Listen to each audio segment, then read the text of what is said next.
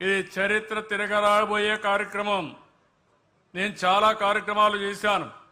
ఈ రాష్ట్రంలో ఎవ్వరికి ఇవ్వనంత అవకాశం నాకు ఇచ్చారు.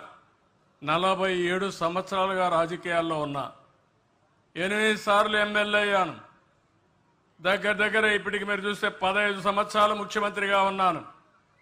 నా రికార్డు తెలుగు రాష్ట్రాల్లో మళ్ళీ బ్రేక్ చేయాలంటే చాలా సమయం పడుతుంది. కానీ ఈరోజు నేను అనుకునేది చిరస్థాయిగా చరిత్రలో గుర్తుపెట్టుకునే విధంగా ఈరోజు ఈ కార్యక్రమాన్ని P4 తీసుకొచ్చాం.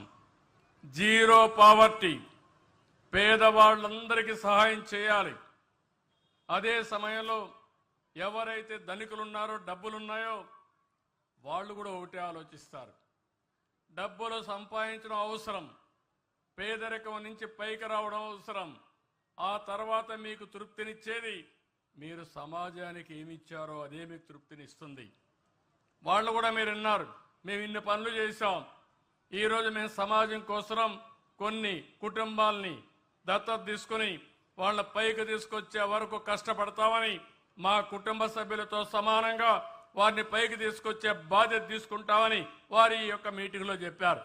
అందుకే నేను వాళ్ళందరికీ అరకు కాఫీ ఇచ్చి శాలువలు కప్పి సన్మానించానంటే నా కోసరం కాదు, అది మీకోసరం అని చెప్పి మరొక్కసారి విజ్ఞప్తి చేస్తున్నా.